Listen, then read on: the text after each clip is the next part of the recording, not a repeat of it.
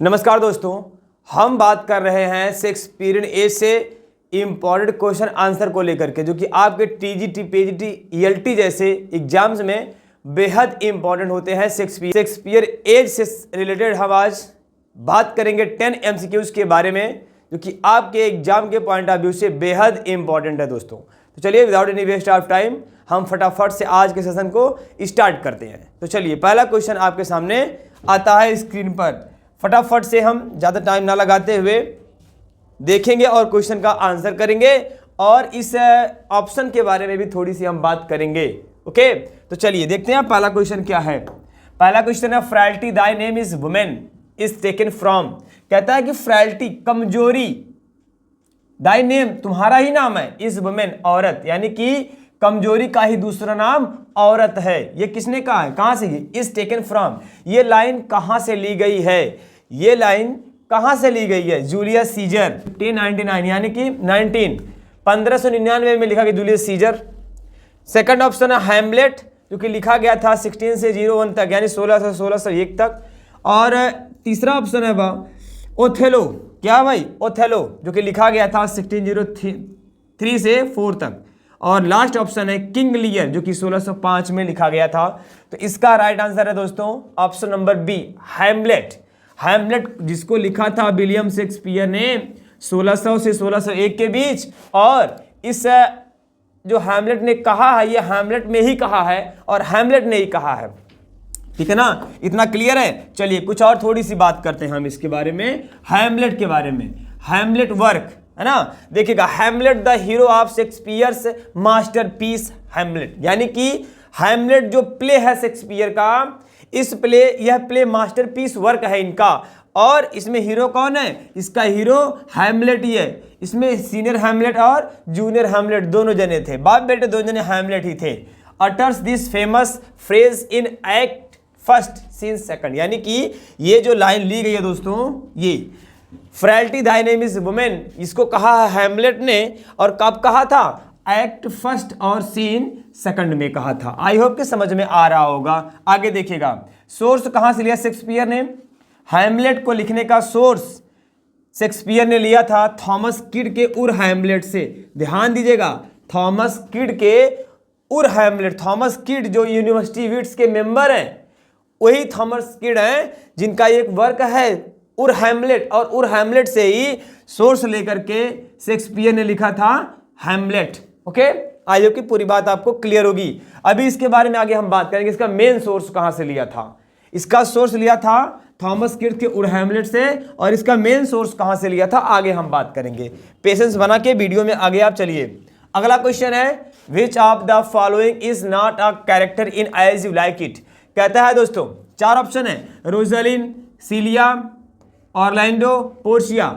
इसमें से 3 ऐसे कैरेक्टर हैं दोस्तों जो कि एज यू लाइक इट में हैं, जो कि शेक्सपियर का एक प्ले है। लेकिन एक ऐसा कैरेक्टर है जो इस एज यू लाइक इट में नहीं है। वो कौन सा है? तो राइट आंसर है ऑप्शन नंबर डी। कौन है? Portia. Portia is a character in Hamlet in Shakespeare's play merchant of Venice. Okay, आगे चलते हैं, थोड़ी सी बात हम करेंगे अब अगले क्वेश्चन के बारे में। देखिएगा, द कोट, एक कोटेशन है, the quality of mercy is not strained, it drop as the gentle rain from heaven. पहले इस लाइन के बारे में हम समझते हैं दोस्तों। ये लाइन कहती क्या है? देखिएगा, ये लाइन कहती है the quality of mercy. Mercy मतलब दया, ये जो दया का भाव होता है ना, ये दया का भाव कभी भी किसी से भी फोर्सफुल्ली, यानी दबाव देकर के नहीं उत्पन्न कराया जा सकता है। ये कैसे होता है? It dropped as the gentle rain from heaven. ये ठीक दया उसी तरह से होती है जिस तरह से आसमान से, बादल से बारिश होती है। जिस तरह से हम बारिश करवाने के लिए बादलों के साथ कोई जोर जबरदस्ती नहीं कर सकते हैं, उसी तरह से हम किसी मानव प्राणी से दया करवाने के लिए भी हम जोर जबरदस्ती नहीं कर सकते हैं। दया कोई अपने मन से करेगा तो कर सकता है। ये लाइन कहां से ली गई? देखो, ओके और सीन, ये लाइन कहां से ली गई है? Twelfth Night, Cymbeline, Merchant of Venice, As you like It. ये कहां से ली गई दोस्तों? ये लाइन ली गई है मर्चेंट ऑफ वेनिस से। कहां से भाई?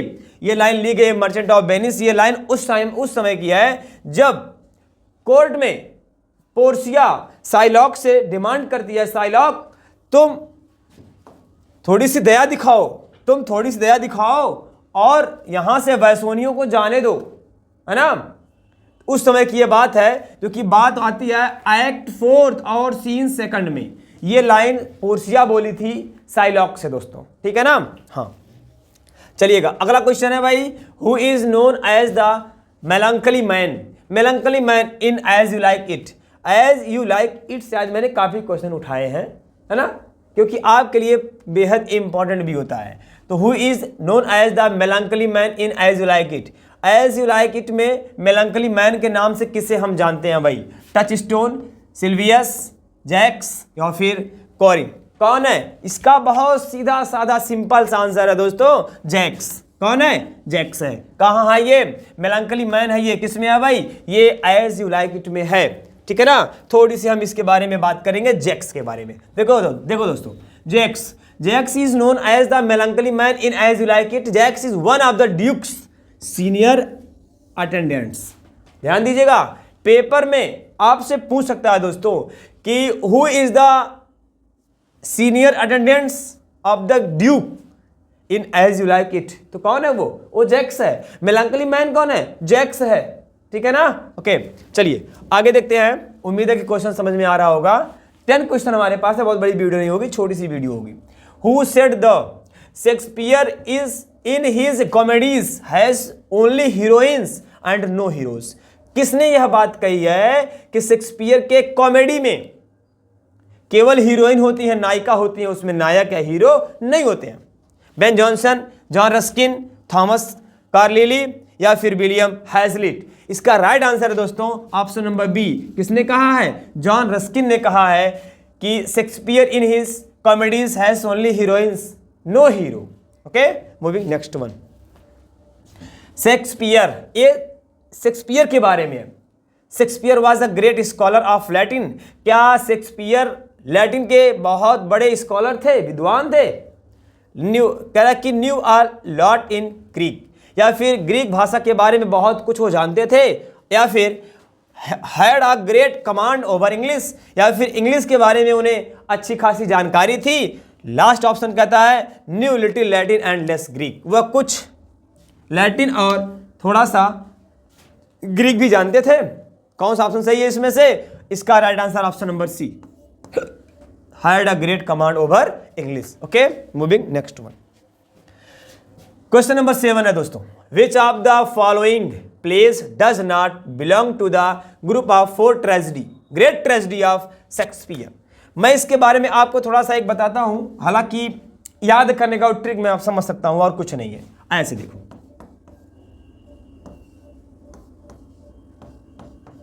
क्या पढ़ेंगे इसको आप एक तरह से हुक्म पढ़ सकते हैं दोस्तों। क्या पढ़ सकते हैं? हुक्म पढ़ सकते हैं। और हुक्म से क्या मिलेगा?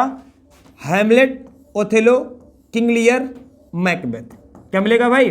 इससे मिलेगा आपको मैकबेथ। तो देखो यहाँ पे क्या क्या है।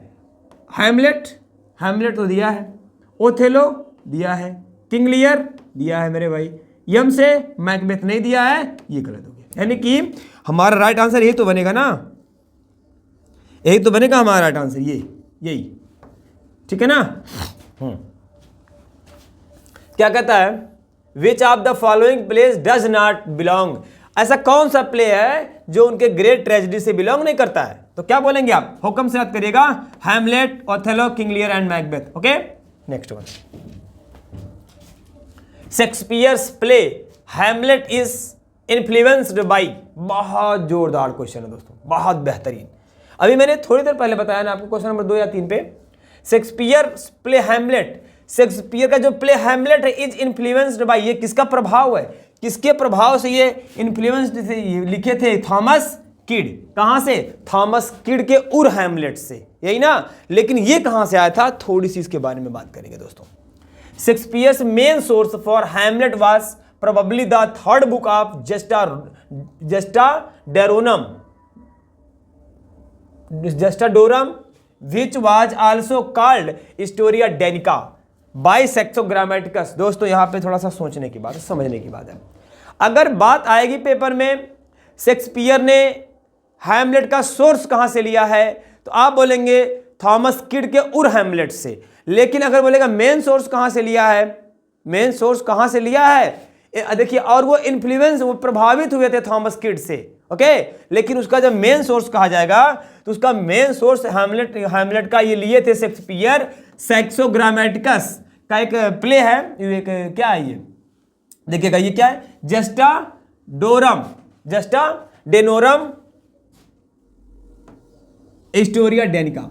इसको दोस्तों हम हिस्टोरिया डेनिका भी कहते हैं या फिर जेस्टा डेनोरम कहते हैं, जो कि किसका लिखा है, ये एक वर्क है सैक्सो ग्रामेटिकस का, और यही मेन सोर्स लिया था यहां से शेक्सपियर ने हैमलेट के लिए। मेन सोर्स की बात करेगा सैक्सो ग्रामेटिकस आप टिक करेंगे, जेस्टा डेनोरम टिक करेंगे या फिर हिस्टोरिया डेनिका टिक करेंगे, जो आपके ऑप्शन में वहां पे मिलेगा आपको, ओके। और अगर ओनली सोर्स की बात करेगा दोस्तों तब आप टिक करेंगे थॉमस किड और हैमलेट, ओके।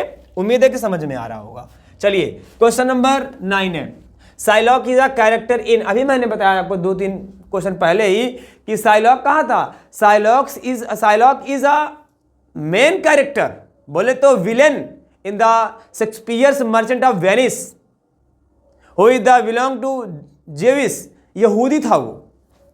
कह रहा as you like it the merchant of Venice, yes merchant of Venice कब लिखा गया था, मर्चेंट ऑफ वेनिस को दोस्तों शेक्सपियर ने लिखा था 1596 में, बाकी को तो आप पढ़ ही सकते हैं आराम से, है ना। मीजर फॉर मीजर है 1603 में, ट्वेल्थ नाइट है 1601 में, एज यू लाइक इट है 1599 से 1600 के बीच, ओके।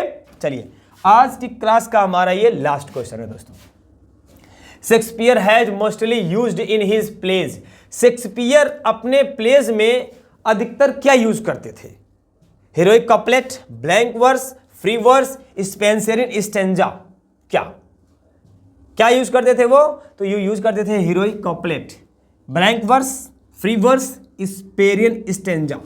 इसका आंसर आप सभी लोग मुझे अपने अपने कमेंट बॉक्स में जरूर से बताइएगा, ठीक है ना। बहुत इजी आंसर इसका है, बहुत बहुत बहुत इजी है ये क्वेश्चन, इसीलिए मैं इसको बताना नहीं चाहता। आप सभी लोग इसका आंसर कमेंट बॉक्स में जरूर से बताएंगे, ओके। फिर मिलते हैं अगली क्लास में, ये आपकी दूसरी क्लास थी, ऐसे ही शेक्सपियरियन एज पे आपकी तीसरी चौथी क्लास आती रहेगी दोस्तों, ओके। फिर मिलते हैं नई क्लास में, बेस्ट ऑफ लक।